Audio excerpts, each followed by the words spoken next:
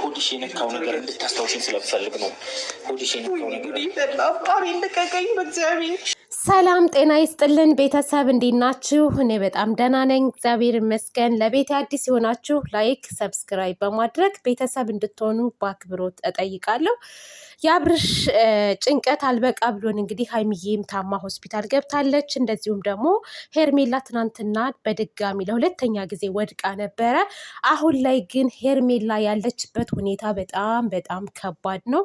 ምክንያቱም ሆስፒታል ነው ያለችው። በዛ ላይ ደግሞ አይታችሁ ከሆነ ወንድሟና አንደኛው ልጅ ምንም አላሉም ነበር። ያው አይዞሽ አብርሃም ምንም አይሆንም፣ መጀመሪያ ራስሽ ደህና መሆን አለብሽ እያሏት ነበረ። እና አቤላ ከመጣ በኋላ ግን የጠየቃት ጥያቄ ምንድን ነው? ስትወድቂ ሆድሽን መቶሻል ወይ ብሎ እንግዲህ ሲጠይቃት እሷ ብዙም አታስታውስም፣ ግን እንደመታ ስትናገር ነበር። ወንድሟም ደንግጧል።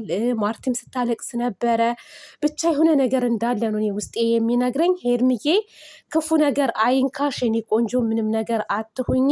እኔ በጣም እየፈራው ነው። ምክንያቱም ከአንዴም ሁለቴ ነች ልጅ የወደቀች ያለችው ማለት ነው። እና የባለፈው እንደውም ደግፏታል ወንድምየው ማለት ነው። የትናንትናው ግን ከባድ ሳይሆን አይቀርም። እኔ ውስጤ እየፈራ ነው ያለው። ሄርሚ በዚህ ሰዓት በመጀመሪያ ስለ ራስሽ አስቢ።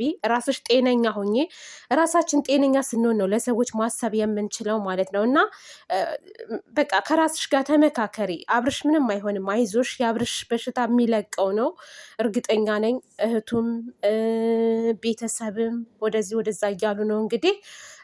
መጀመሪያ ግን አሁን አንቺ ጤነኛ ሆኜ ከራስሽ ጋር ተነጋገሪ። ሆድሽ ውስጥ ያለው ጽንስ ቼክ መደረግ አለበት። እኔ ግን በጣም ፈርቻለሁ፣ ምክንያቱም ተደናግጠዋል እነሱ።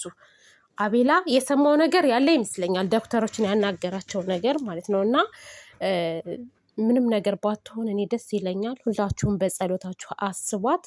ሀይሚዬ ታማ ሆስፒታል የገባችበት ነገር እንግዲህ ታውቃላችሁ፣ ጭንቀት ነው።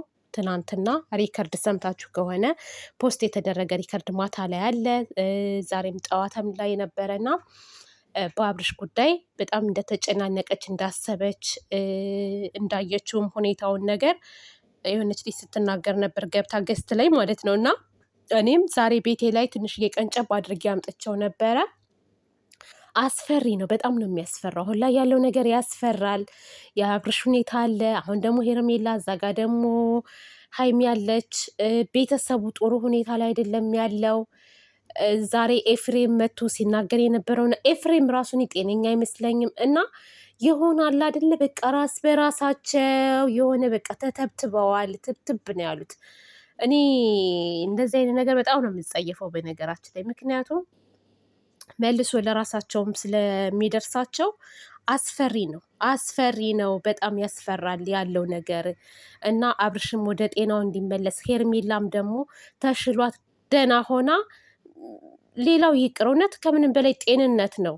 ጤነኛ ሆና እኮ ልጇን ወልዳ ማሳደግ ትችላለች። ኧረ ወደዛ መጀመሪያ ራስሽን ደህና ሆኜ፣ አትጨናነቂ፣ አታስቢ። በቃ እሱም እግዚአብሔር ያለው ነገር ይሆንለታል። ይሄ አብርሽ እኮ አሁን 4 ቀናችን ነው ያለበት ሁኔታ እንግዲህ በደንብ አልታወቀም። በእርግጥ ቡዛ ጋር ተጸልዮለት ምናምን ሲባል ነበረ እና 4 ቀን ሙሉ አላየንም። ዛሬ እንግዲህ የሄርሜላን ሁኔታ ነው ያየነው እና አብርሽ ምን ላይ እንዳለ አናውቅም። ብቻ አይዞሽ እያሏት ነው። ሂዱና ጠይቁት፣ እኔ ምንም አልሆንም ስትል ችግር የለውም አንቺ ብቻ ደህና ሆኝ ወደ ራስሽ ተመለሽ፣ እሱ ብንሄድም አያቀንም እያሉት አያስታውሰንም ነው የሚሉት እነሱ። እውነት ነው። የዛን ሰዓት እኮ ብዙ ነገር እያወራ ነበረ። ሄርሜላን እንደማያውቃት ምንም አይነት ግንኙነት እንደሌለው የሚለው ሩታ ነው። ምክንያቱም ሁሉንም እረስቶ ሁሉንም ጥልት አድርጎ ወደ እሷ እንዲሄድ ነው ያደረገችው ማለት ነው። እና ባይዘዌ አንድ ነገር ማለት የምፈልገው ነገር አለ። የሄርሜላ ማናት የሩታ ደጋፊዎች እየሰማው ነበረ ማለት ነው። እና ሩታ ጀግና ናት፣ ሩታ ጎበዝ ናት፣ ለምንድን ነው እንደዚህ የሚሏት ምናምን ትላላችሁ። እና ስራ ነው ትላላችሁ አንዳንዶቻችሁ ደግሞ ሪል ነው ትላላችሁ። እና ይሄ ነገር ማለት ነው ስራም ቢሆንም ልንቃወም ይገባል። ይሄ መተት መስተፋቀር የሚባል ነገር በፍጹም መስማትም ማየትም ትውልዱ በቃ ይሄን ነገር ማየት የሌለበት ነገር ነው። ስራ እንኳስ ቢሆን ማለት ነው። እውነትም ደግሞ ከሆነ ልንቃወመው ይገባል። በሁለቱም መንገድ የሚያስኬድ ነገር አይደለም። ስለዚህ ሩታን ልትቆጧት ይገባል። ከእንደዚህ አይነት ህይወት ልትወጣ ይገባል። የምን መሸፋፈን ነው? አትሸፋፍኑ። አንድን ሰው የምትወዱት ከሆነ ጥፋቱን ጥፋት ነው በሉ በቃ። ለምንድን ነው የምትሸፍኑት? እስከ ዛሬም ስታጠፋ እየሸፋፈናችሁ ነው እንደዚህ አይነት ነገር ውስጥ እንድትገባ ያደረጋችኋት። በእርግጥ ተጠያቂዎች አሉ፣ በጣም የሚጠየቁ ሰዎች አሉ። አንድ አክስቷ አለች፣ ሙሉ ቤተሰቧ አሉ፣ ከነ ማስረጃው መረጃው ማለት ነው። ያም አልፎ እኮ ማርክ ራሱ እኮ አያችሁ አይደለ? ማርክ የሰራው ቪዲዮ ትናንትና ማን ቤት የተለቀቀው? ቤዛ ቤት የተለቀቀው ቪዲዮ ላይ ቤዛ ከሌላ ወንድ ጋር ሆና እሱ መጠጡ ላይ መድኃኒት ሲያደርግበት ነበር።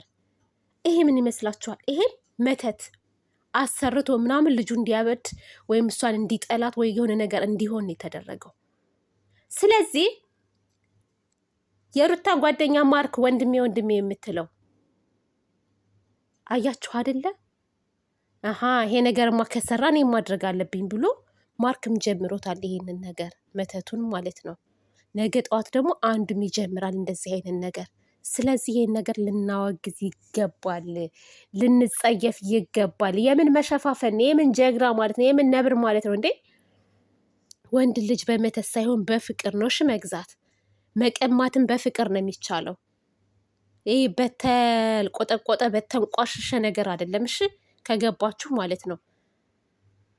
ሄርሜላ የወሰደችው በመተት ሳይሆን በፍቅር ነው። እሺ ተንከባክበው አፍቅራው። ወንድ ልጅ ደግሞ የሚንከባከበውን የሚያከብረውን ይፈልጋል።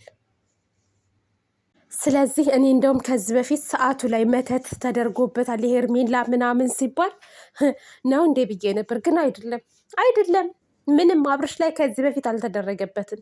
እየተደረገበት ያለው አሁን ላይ ነው፣ ራሱን እንዲስት ትክክለኛ እንዳይሆን። ሄርሜላማ ብታደርግበት ወደ ሄርሜላ ነበር የሚሄደው። እናንተ ትቀልዳላችሁ እንዴ? እንዴት ነው የምታስቡት? ቆይ እንዴ እሷ ብታደርግበት ሄርሜላ ነበር የሚለው። ልክ ትናንትና ሩታ እንዳለው እና አንዳንድ ጊዜ ቲንክ ማድረግ አለብን። እሺ አትቀልዱ በማይቀለድበት ነገር እና መምከር ያለባችሁን ነገር ምከሩ። የምትስተካከል ከሆነ እንድትስተካከል ማለት ነው። ይህ ዝም ብሎ የሚታለፍ ጉዳይ ስላልሆነ የሚቀለድና የማይቀለድበት ነገር አለው ብዙ ጊዜ እና እንደዛ ነው ውዶቼ ማሮቼ። ቤቴን ላይክ ሰብስክራይብ እያደረጋችሁ አበረታቱኝ።